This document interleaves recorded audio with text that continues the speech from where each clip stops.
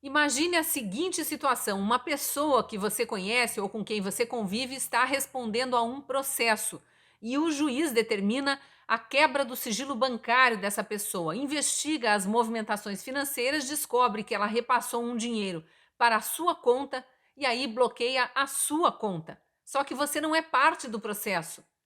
Isso está acontecendo no Brasil. O ministro Alexandre de Moraes, do STF, determinou o bloqueio da conta bancária da advogada Paola Daniel, esposa do deputado federal Daniel Silveira, que nem está mais respondendo ao processo. Ele próprio já foi absolvido, ele recebeu o benefício da graça presidencial. Então, tanto o processo que ele respondia quanto a condenação lá no STF não existem mais. É isso que diz a Constituição, é isso que diz a lei brasileira e que dizem os principais juristas do país. Mas o STF insiste em tocar esse processo adiante, anda multando, estabelecendo multas seguidamente sobre o deputado Daniel Silveira e agora tenta atingir a esposa dele, que além de esposa é a advogada do deputado.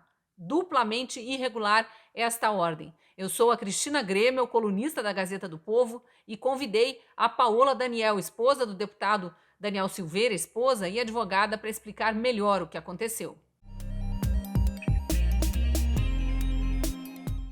Bem, eu estou então aqui com a advogada Paola Daniel, que é esposa do deputado federal Daniel Silveira e também faz parte da equipe de defesa. Paola, eu quero que você fale como advogada, primeiro, obviamente que eu vou querer saber algumas opiniões como esposa, mas principalmente como advogada, porque você está sofrendo algumas punições em função do processo que existe, ou que existia, né, antes da graça presidencial, em cima do seu marido. Conta para a gente o que aconteceu, porque teve aquele anúncio do bloqueio de contas e não deu, para quem é leigo no direito, não deu para entender muito bem qual foi a mão da justiça que pesou aí sobre você.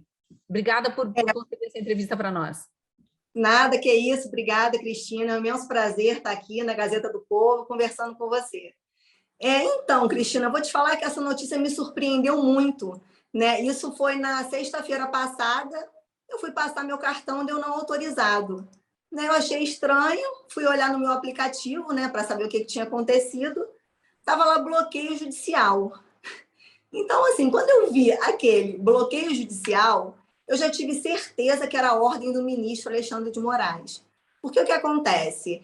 Eu não faço parte de processo nenhum em nenhum estado da federação, né? A não ser como advogada.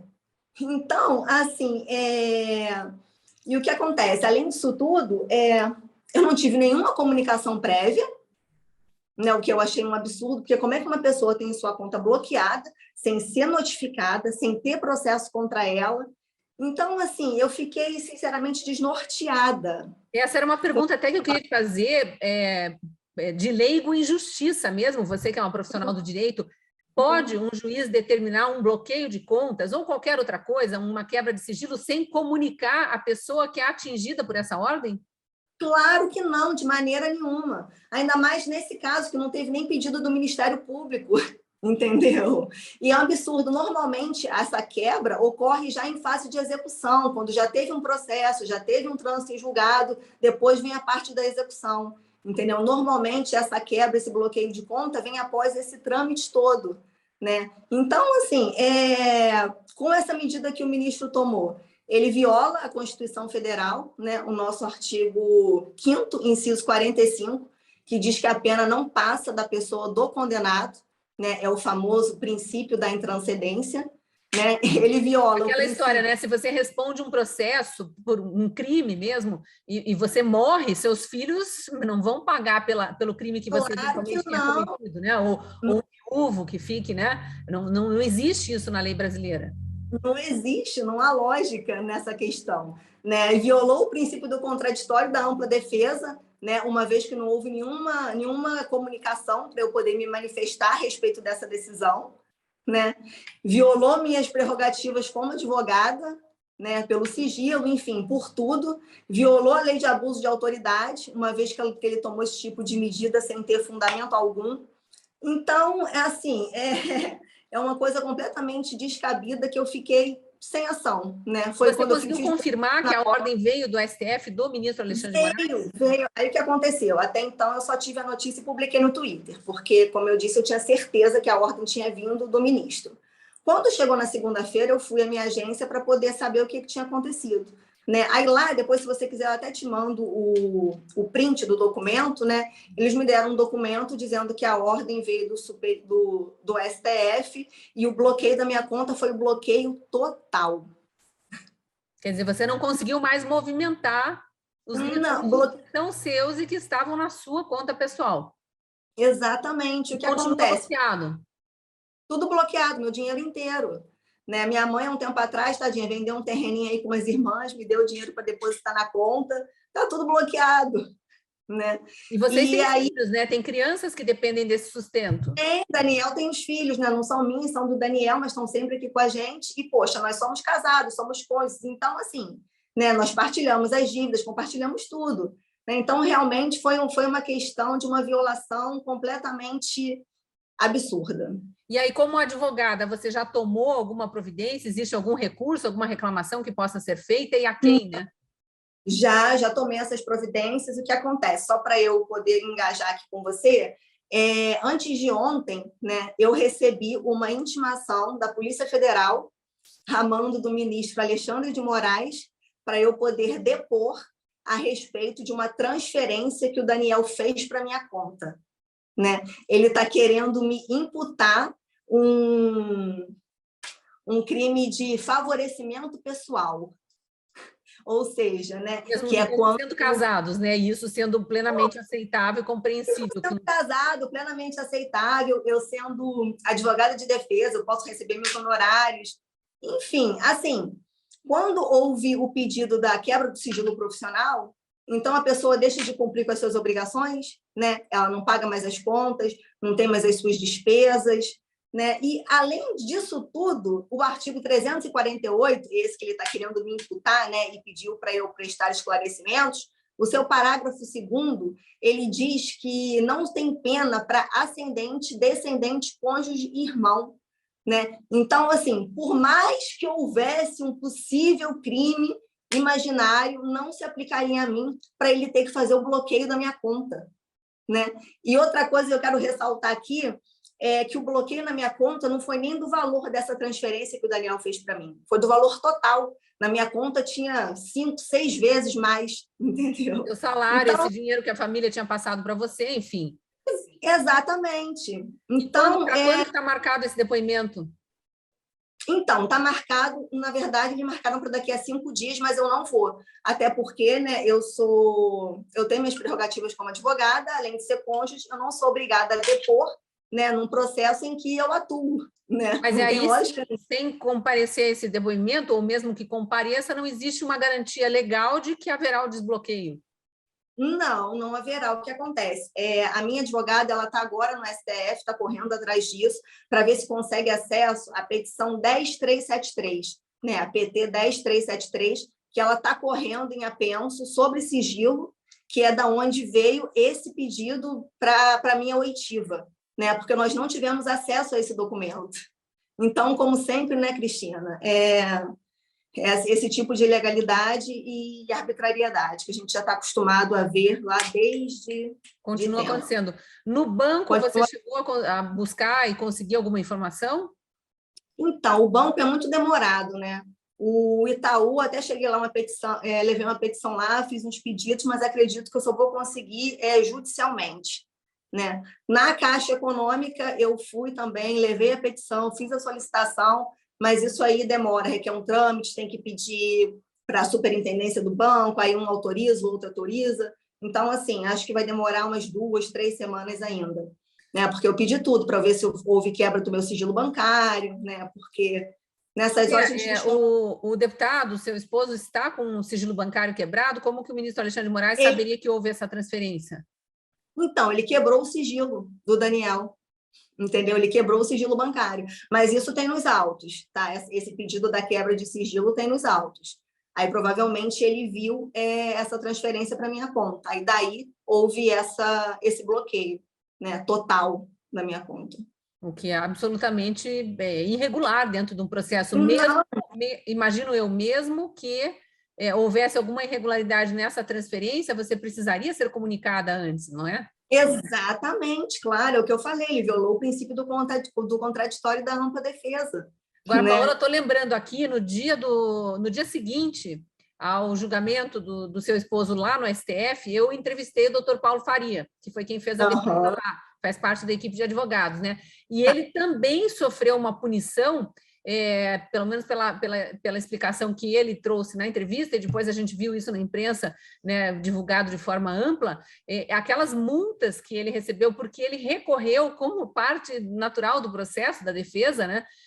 Também seriam ilegais. Então, você não é a primeira advogada da equipe que eventualmente está sendo alvo de alguma arbitrariedade por parte desse ministro nesse processo. Não, claro que não. Olha só, abuso do direito de recorrer. Onde já se viu isso para um advogado, gente? Né? O advogado tem a função social, né, de proteger os direitos dos cidadãos. Então, assim, quando ele faz isso, né, abuso do direito de recorrer, imagina o precedente que ele abre, né? Imagina os advogados vão ficar com medo de poder recorrer, de prestar um bom auxílio à sua defesa, com medo de levar uma multa, né? Só que acontece, Cristina, essa perseguição não parou por aí, não. Houve até coação com a mãe do Daniel, né? A mãe do Daniel, ela recebeu uma mensagem, né, de um delegado querendo uma oitiva com ela por videoconferência, para ela poder prestar alguns esclarecimentos. Agora, imagina, uma senhora de idade recebendo uma mensagem da Polícia Federal, né, tendo um filho passando por essa situação toda, né, Isso realmente foi eu agora acho também? que... Não, isso já tem um tempo, acho que tem uns 2 meses. Tá, mas Uns 2 meses, um é de pouquinho forma mais. reiterada. Uma hora é a mãe, outra hora é o advogado, outra hora é a esposa, toda Isso hora pessoas do entorno estão sendo importunadas e vítimas mesmo de ordens aparentemente arbitrárias e ilegais para tentar atingir o deputado. Exatamente, perseguição, está claro e nítida a perseguição que está tendo contra o Daniel. Agora, Paulo, eu queria uma opinião tua como advogada, até por estar a par do processo, mas também como cidadã brasileira. A quem recorrer se o STF, que é a Corte Suprema, está cometendo ilegalidades e inconstitucionalidades, inclusive, uma atrás da outra. Nesse processo específico, não vou nem entrar no mérito de outros, já que aconteceu também. Uhum. Cristina, juridicamente, impotência. O sentimento que eu tenho é de impotência total, né? O que eu acredito que possa ser feito é o Senado Federal, com o Rodrigo Pacheco, pautar os vários pedidos de impeachment que estão lá. Eu acho que só assim a gente vai conseguir realmente reequilibrar os poderes, né? Criar de volta, trazer de volta a harmonia entre os poderes, porque o judiciário E essa está alegação usurpando o que legislativo. partiu do Supremo, de que não foi transitado em julgado, enfim, eles estão considerando que a graça não está plenamente concedida enquanto não terminar uma análise lá no STF, e sabe-se lá quando que vão pautar isso, porque outras coisas são feitas de forma muito célere, e essa parece que está se arrastando. Tem base legal essa explicação? Então, exatamente, nós entramos com um agravo regimental, né, pedindo a extinção da punibilidade com base no decreto, que é óbvio, né?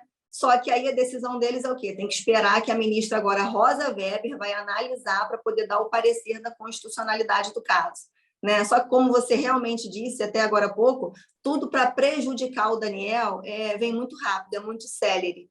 Né? Agora, quando é algo para beneficiar, né, tudo demora uma eternidade. E com isso é multa atrás de multa, né? Inclusive nesse agravo nós pedimos, né, a nulidade dessas multas com embasamento de vários artigos, mas mesmo assim realmente está complicado. Pedimos a análise da Câmara, entendeu? Para poder pautar, para suspender essas medidas cautelares, né? Principalmente a da tornozeleira, que é que está causando essas sucessões de multa, né? Mas infelizmente também o Congresso, na pessoa do Arthur Lira, né, não pauta para isso poder ser votado e derrubar essa medida.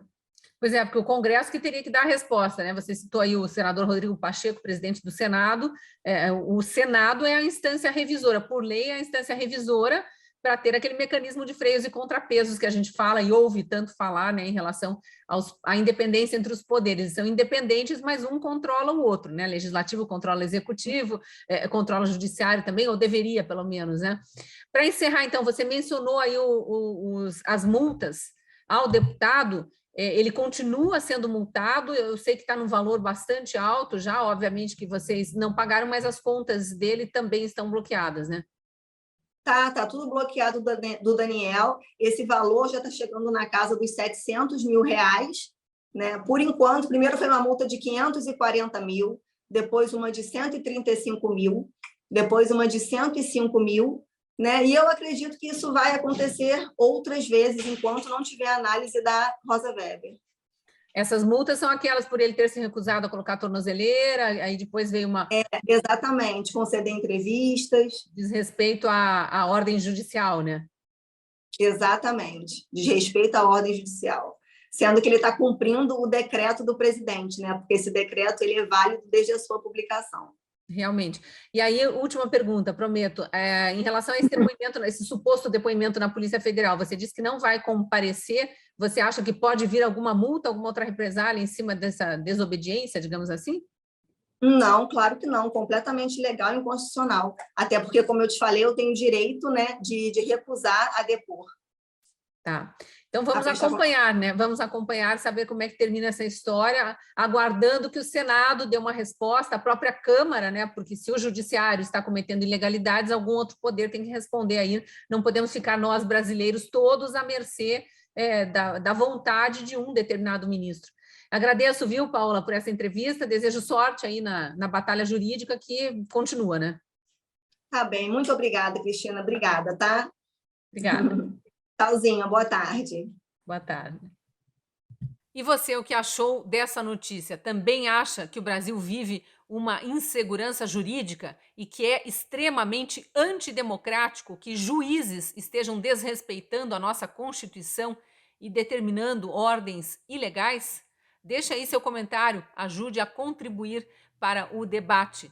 Caso ainda não seja assinante da Gazeta do Povo, me acompanhe só pelas redes sociais, eu te convido a apontar a câmera do celular para esse QR Code que aparece na tela, ou se estiver assistindo esse vídeo pelo celular, a clicar no link na descrição do vídeo. Ali tem uma promoção e, sendo nosso assinante, você ajuda a manter vivo um jornalismo único no Brasil, pautado por convicções conservadoras, que são as mesmas da maioria dos brasileiros, como a defesa da Constituição, o respeito às leis, a defesa das nossas liberdades, entre tantas outras convicções. E você também terá acesso a todo o conteúdo jornalístico e com exclusividade a conteúdos produzidos por mais de 40 colunistas, textos, vídeos, podcasts, cursos. Eu sou um desses colunistas e te espero lá na Gazeta.